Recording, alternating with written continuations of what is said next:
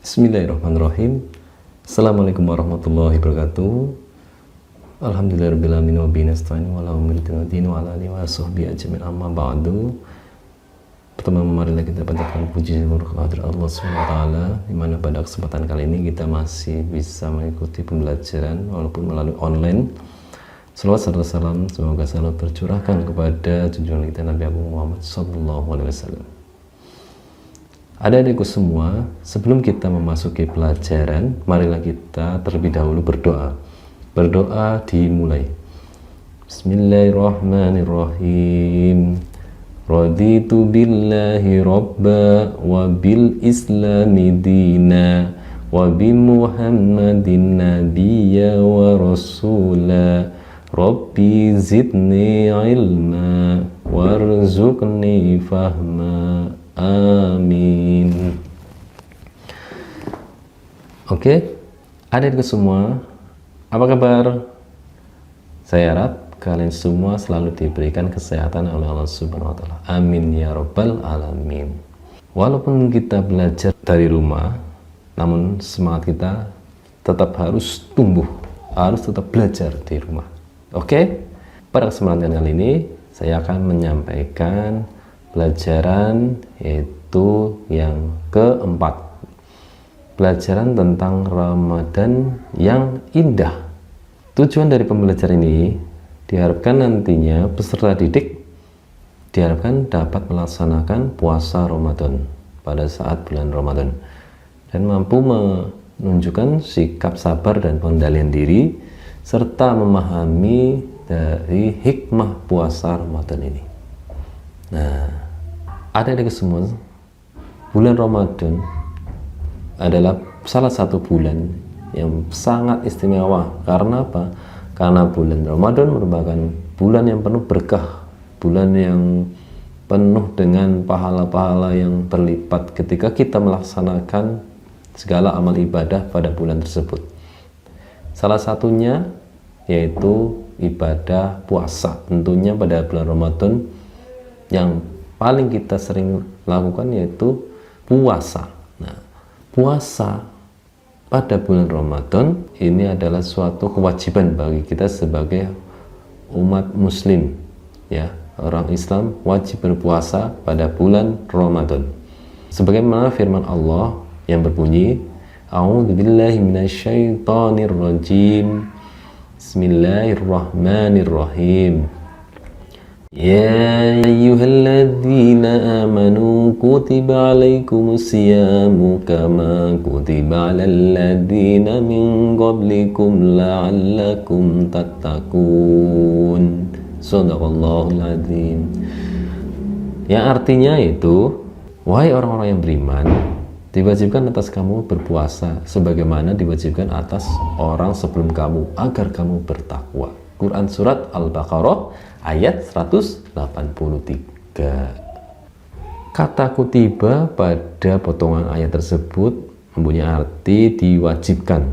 Diwajibkan itu mempunyai arti apabila kita melaksanakannya akan mendapatkan pahala, dan apabila jika kita tidak melaksanakannya maka akan berdosa. Itu pengertian dari wajib. Nah, dari semua tentunya berpuasa adalah salah satu kewajiban kita sebagai orang muslim, ya, untuk melaksanakan puasa Ramadan. Sebagai orang muslim, tentunya kita wajib melaksanakan salah satu rukun Islam. Rukun Islam itu ada berapa dari semua? Tahu nggak? Ada berapa? 5. Yang pertama apa coba? Yang pertama adalah syahadat, ya. Terus yang kedua sholat. Ini apa? Terus yang ketiga apa? Puasa. Nah, ini yang keempat zakat, dan yang kelima adalah haji. Nah, ini merupakan salah satu rukun Islam, yaitu yang wajib kita lakukan, yang wajib kita laksanakan, ya, sebagai orang Islam. Dan yang terakhir itu haji bagi orang yang sudah mampu. Nah, pada kesempatan kali ini tentunya kita akan membahas tentang puasa. Adik-adikku sekalian, puasa dalam bahasa Arab disebut siam atau saum. Artinya apa? Artinya adalah menahan diri dari segala sesuatu seperti makan, minum, nafsu, dan segala hal atau perkataan yang tidak bermanfaat. Itu artinya. Namun menurut istilah atau dalam ajaran agama Islam, mengendalikan diri dari segala sesuatu yang membatalkan puasa dari terbitnya fajar hingga terbenamnya matahari dengan niat dan beberapa syarat.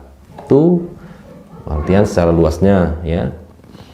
Terus dalam puasa tentunya ada beberapa ketentuan ya.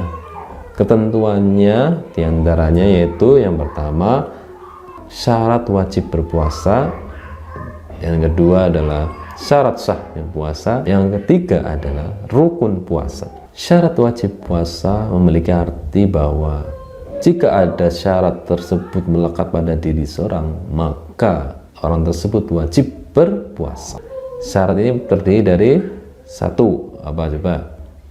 Satu adalah berakal sehat. Tentunya orang yang sehat ya, orang yang berakal sehat atau orang gila tidak wajib berpuasa. Terus yang kedua yaitu baligh atau dewasa. Jika kalian semua belum baligh atau dewasa, maka tidak wajib untuk berpuasa. Dan yang ketiga yaitu kuat berpuasa. Nah, orang yang lemah untuk berpuasa tentunya tidak diwajibkan untuk berpuasa ya. Contohnya orang yang sudah sepuh atau sudah tua ya, itu boleh tidak berpuasa, namun bisa digantikan dengan fidyah ya. Terus orang yang sakit juga tidak diwajibkan puasa, namun wajib menggantikannya di hari yang lain, yaitu setelah sembuh dari sakitnya ya. Kalau sudah sembuh boleh berpuasa. Nah, adapun fidyah, adik-adik semua tahu belum apa itu fidyah? Nah, ini fidyah itu denda yang diganti oleh orang yang tidak mampu untuk berpuasa. Nah, caranya yaitu dengan memberikan makan setiap hari sejumlah hari di mana orang tersebut atau orang yang bersangkutan tidak mampu untuk berpuasa kepada orang miskin ataupun orang fakir ya. Nah, banyaknya itu ya sebanyak 1 mud. 1 mud itu ukuran beratnya itu 626 gram tuh ya. Adapun fidyah bisa menggunakan beras atau makanan pokok lainnya yang mengenyangkan ya. Selanjutnya yaitu syarat sah puasa. Syarat sah puasa artinya yaitu apabila ada syarat tersebut melekat pada diri seseorang, maka puasanya itu dianggap sah ya. Nah, ini syarat-syaratnya apa aja coba? Syaratnya yang pertama adalah beragama Islam. Nah, kalau orang selain Islam tentunya tidak sah untuk berpuasa ya. Terus yang kedua berakal ya. Yang kedua yaitu berakal. Ini orang gila ya tidak sah untuk berpuasa ya. Terus yang ketiga yaitu mumayyiz atau tamyiz, yaitu orang yang cerdas atau yang sudah bisa membedakan mana yang baik ataupun yang buruk ya. Itu boleh ya, dasar. Dan yang selanjutnya yang keempat yaitu suci dari haid bagi wanita ya. Tentunya bagi yang haid tidak sah untuk berpuasa, dan bagi yang nifas atau ibu-ibu yang baru melahirkan juga tidak sah untuk berpuasa ya. Tuh. Selanjutnya yang kelima yaitu dalam waktu yang diperbolehkan untuk berpuasa ya. Tentunya yaitu bulan apa? Bulan Ramadan. Nah, kita dilarang untuk berpuasa pada hari raya Idul Fitri dan Idul Adha serta hari tasyrik. Nah, hari tasyrik yaitu pada tanggal 11, 12, dan 13 bulan haji ya. Itu merupakan 5 dari syarat sahnya puasa ya, ingat-ingat ya. Nah, dan yang ketiga yaitu rukun puasa. Nah, dari semua tahu rukun puasa apa aja? Nah, rukun puasa itu ada 2. Yang pertama yaitu niat. Nah, niatnya itu untuk menyengaja berpuasa di bulan Ramadan. Nah, niat dalam hati. Ada semua bisa? Coba bersama-sama. Bismillahirrahmanirrahim. Nawaitu soma hodin an adai fardi syahri ramadana hadis sanati lillahi ta'ala. Amin. Waktu niat yaitu setelah matahari terbenam sampai sebelum terbit fajar shadiq. Dan yang kedua yaitu rukunnya yang kedua adalah menahan diri dari segala sesuatu yang membatalkan puasa, dari terbitnya fajar hingga terbenamnya matahari. Dari semua harus ingat dulu ya, ketentuan-ketentuan dalam berpuasa ya. Ketentuan dalam syarat wajib berpuasa, syarat sahnya puasa, dan rukun puasa. Itu ya, ingat-ingat ya dari semua. Oke. Selanjutnya tentunya ada hal-hal yang dapat membatalkan puasa ya. Nah, selain dari ketentuan tersebut, tentunya dari semua harus tahu juga hal-hal yang bisa membatalkan puasa. Nah, hal-hal yang dapat membatalkan puasa, yang pertama yaitu makan dan minum dengan sengaja ya. Kalau kita makan minum dengan sengaja, otomatis batal, kecuali tidak sengaja ya, mungkin lupa atau apa ya. Nah, terus yang kedua yaitu muntah dengan sengaja, muntah. Nah, itu juga membatalkan puasa. Nah, yang ketiga yaitu datang bulan atau haid bagi perempuan ya, atau nifas ya, melahirkan bagi ibu-ibu ya. Dan yang keempat yaitu hilang akal atau gila ya, walaupun hanya sebentar pada saat siang misalnya, namun tetap membatalkan puasa itu ya. Dan yang terakhir yang kelima yaitu orang yang murtad atau keluar dari agama Islam, maka otomatis itu semuanya hal-hal yang berkaitan dengan puasa tentunya batal. Nah, selain yang membatalkan puasa tadi ya 5, ada dari semua tentunya harus tahu juga hal-hal yang dapat merusak puasa. Nah, ini ya, selain hal-hal yang membatalkan puasa, perlu juga mengetahui hal-hal yang dapat merusak puasa. Walaupun tidak batal puasanya, tapi nilai pahalanya tentunya akan berkurang. Nah, ada di semua tentunya mau atau tidak ketika puasa kok pahalanya berkurang, padahal tidak batal. Nah, maka ada di semua harus tahu ya, apa sih penyebabnya kalau sampai nilai pahala kita tidak maksimal ya. Nah, contohnya kalian contohnya ya, berkata kotor, berbohong, memfitnah, menghasut, dan sampai berkelahi, tentunya itu dapat mengurangi nilai pahala kita ya. Puasa kita tetap jalan, tidak batal ya, tapi nilai pahala kita kan berkurang ya. Ya, tidak makan, tidak minum ya, otomatis ya, tidak melakukan hal-hal yang membatalkan puasa tadi 5 ya. Namun kita melakukan hal-hal yang tercela, maka otomatis pahala kita akan berkurang ya, nilai pahala kita berkurang. Sebaliknya, jika kita melakukan hal-hal yang positif, perbuatan terpuji, misalnya membantu orang tua memasak atau membersihkan rumah, atau mengantarkan nenek orang tua atau ketika disuruh sama orang lain kita melaksanakannya dengan ikhlas ya, atau melakukan ibadah lainnya seperti mengaji, belajar ya, baca Quran dan sebagainya ya, tentunya itu dapat menambah nilai pahala kita ya. Itu ya, ingat ya, ada semua, jangan sampai kita melakukan puasa tapi nilai puasa kita berkurang ya, tuh kan eman-eman ya. Selanjutnya hal-hal yang positif perlu kita lakukan di bulan puasa, tentunya yang melaksanakan sholat taraweh ya, sholat taraweh berjamaah, membaca Al-Quran atau tadarus ya, terus memperbanyak sedekah ya, itu akan otomatis menambah nilai pahala kita ya. Yang selanjutnya manfaat atau hikmah dari bulan puasa ini, tentunya yang pertama itu sebagai ungkapan rasa syukur kita kepada Allah Subhanahu wa taala ya. Ungkapan rasa syukur atas segala nikmat yang Allah berikan kepada kita, yaitu dengan berpuasa. Hikmah yang kedua yaitu melatih kejujuran. Nah, hikmah yang kedua yaitu melatih kejujuran. Adik-adik semua tentunya pada saat berpuasa ya, pasti akan merasakan namanya haus dan lapar. Nah, ini ketika ada semua sedang menahan haus dan lapar, tentunya banyak sekali godaan ya. Ketika akan menahan puasa atau haus, namun melihat makanan di meja, misalnya melihat makanan.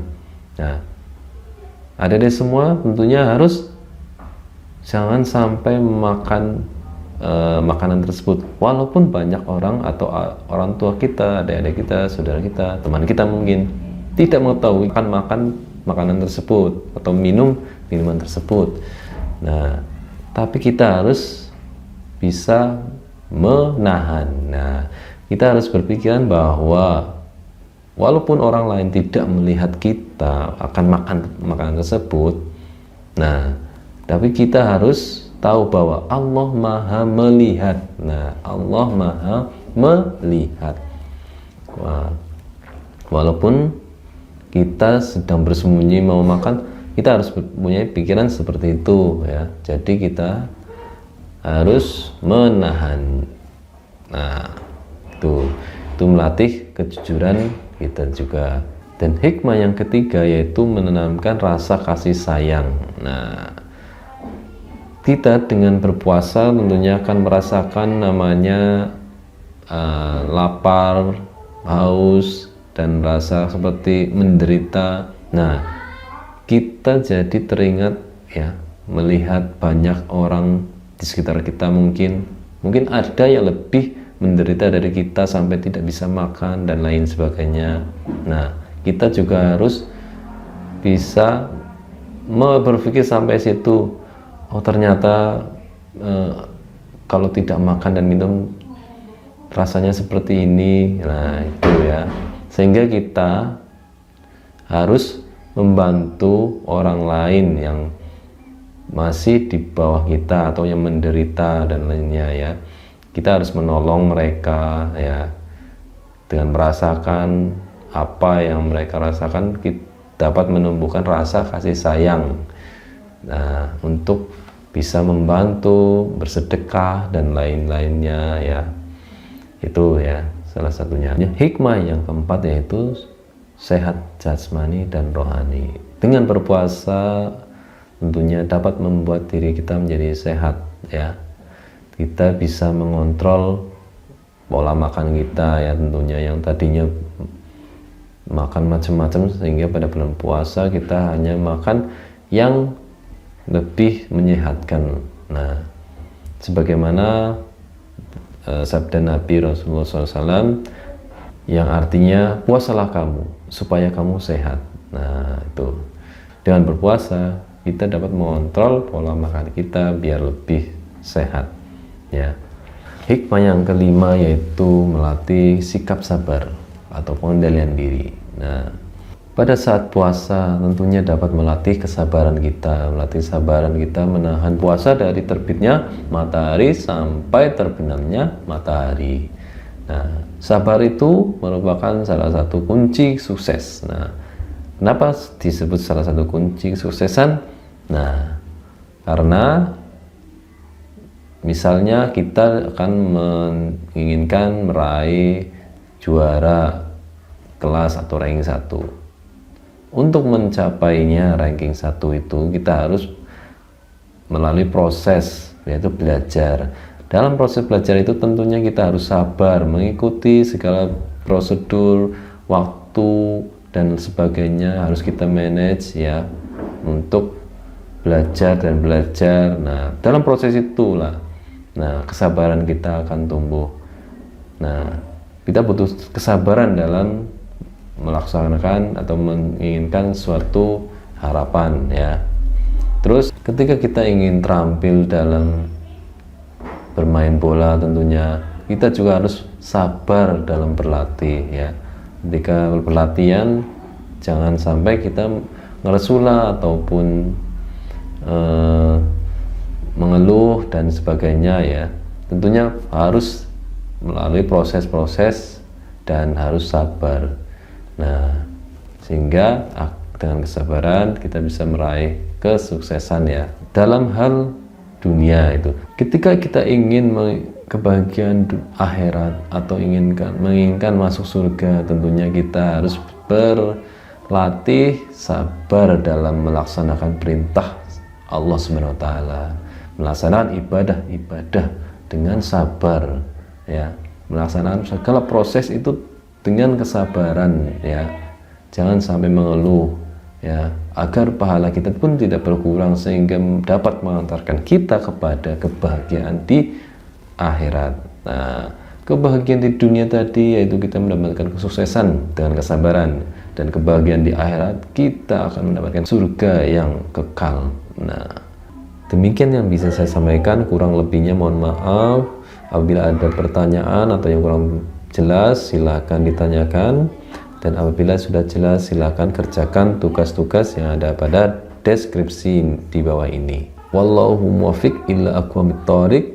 Wassalamualaikum warahmatullahi wabarakatuh.